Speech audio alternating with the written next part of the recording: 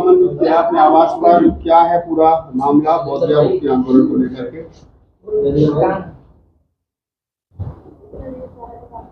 नमो बुद्धाय, जय भीम, जय भारत, जय संविधान, जोहार साथियों। सबसे पहले तो मैं सभी पत्रकार बंधुओं का आभार व्यक्त करता हूं आज की इस प्रेस वार्ता में आने के लिए।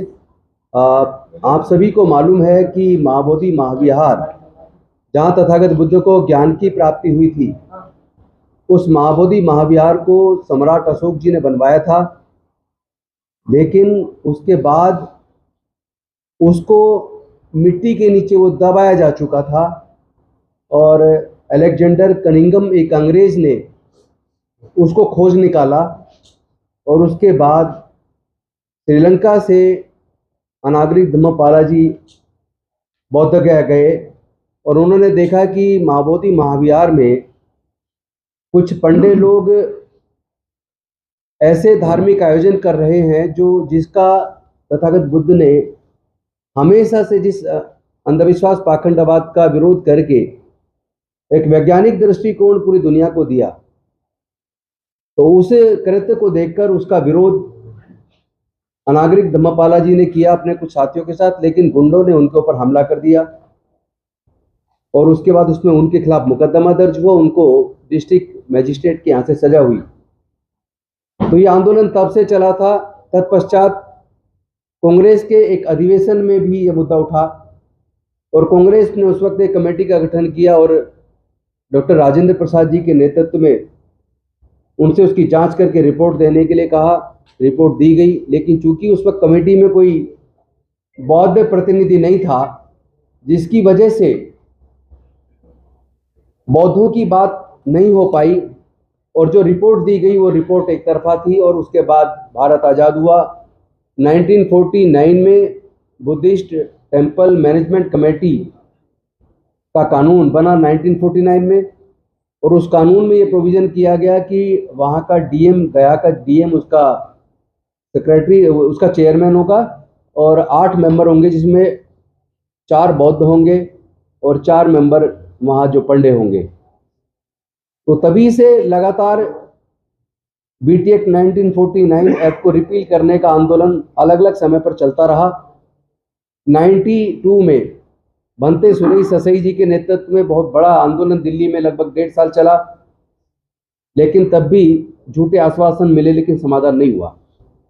पिछले लगभग 2 साल पहले ऑल इंडिया बुद्धिस्ट फोरम और तमाम बौद्ध संगठनों ने मिलकर, मिशन जय भीम और अन्य संगठन सब ने मिलकर अल्पसंख्यक आयोग से मुलाकात की। मुलाकात करने के बाद इस समस्या का समाधान करवाने के लिए रिक्वेस्ट किया और उन्होंने आश्वासन दिया कि बिहार सरकार से बात की जाएगी। और वहाँ भी हमारे प्रतिनिधियों को बुलाया, जिसमें आकाश लामा जी भी गए और कुछ और हमारी साथी गए, लेकिन कोई समाधान नहीं हुआ। फिर सितंबर में बहुत बड़ी एक सभा और उसको फिर रैली, शांति मार्च करके बिहार सरकार को ज्ञापन दिया गया, जिसमें लामा जी और तमाम बौद्ध भिक्षु और हम मिशन जय भीम के भी पदाधिकारी, बुद्धिस्ट सोसाइटी ऑफ इंडिया के भी कुछ साथी, सब लोग मिलके सबने वहाँ प्रदर्शन किया, ज्ञापन दिया, लेकिन आश्वासन ही मिला, लेकिन रिजल्ट नहीं आया। उसके बाद 12 फरवरी से लगातार ऑल इंडिया बुद्धिस्ट फोरम और तमाम बहुजन संगठन, अम्बेडकरवादी संगठन, तथागत बुद्ध से जुड़े संगठन, सब ने मिल के महाबोधि महाविहार में आंदोलन शुरू किया। और सबको पता है कि लगभग 15 दिन के बाद जिस तरीके से धोखे से बल प्रयोग करके गया के प्रशासन ने बौद्ध भिक्षुओं को वहाँ से जबरन उठाया, ये कह के कि आपका इलाज कराना है, और जाके अस्पताल में पटक दिया और वहाँ से हमारे लोगों को हटा दिया बलपूर्वक धोखे से। और करीब 2 किलोमीटर दूरी पर एक स्थान दिया जहाँ पे कूड़ा करकट था, सांप बिच्छू थे, कि आप वहाँ बैठ जाइए। लेकिन हमारे बौद्ध धर्म के मानने वाले लोगों ने अपनी मेहनत से उस जगह को साफ सुथरा किया, बैठने लायक बनाया, और वहाँ कंटिन्यूअस आंदोलन आज भी चल रहा है। 70 दिन से ज़्यादा हो गए। अनेकों हमारे सांसदों ने, अलग अलग पार्टी के सांसदों ने संसद के अंदर हमारी इस जायज़ मांग को, बौद्धों की इस जायज़ मांग को अपने अपने तरीके से लोकसभा व राज्यसभा के अंदर उठाया और समाधान के लिए केंद्र सरकार से निवेदन किया, बिहार सरकार से निवेदन किया।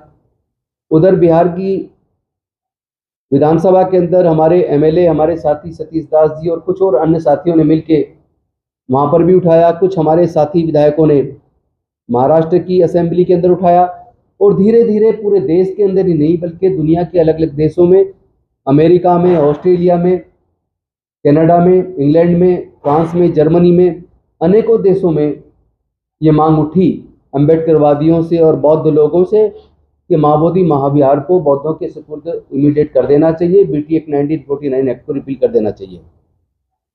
इसी दौरान कल केंद्र सरकार के अल्पसंख्यक मामलों के मंत्री माननीय किरण रिजिजू जी से अपॉइंटमेंट मिला और ऑल इंडिया बुद्धिस्ट फोरम के प्रेसिडेंट जम्मू लामा जी, जनरल सेक्रेटरी आकाश लामा जी, मिशन जय भीम से हमारे बीपी बौद्ध जी, बीपी निगम साहब, मैं स्वयं और महाराष्ट्र सरकार की पूर्व मंत्री सुलेखा ताई, हम सब लोग वहां गए, किरण रिजिजू जी से मिले और उनको ये ज्ञापन हम सब लोगों ने उनको दिया।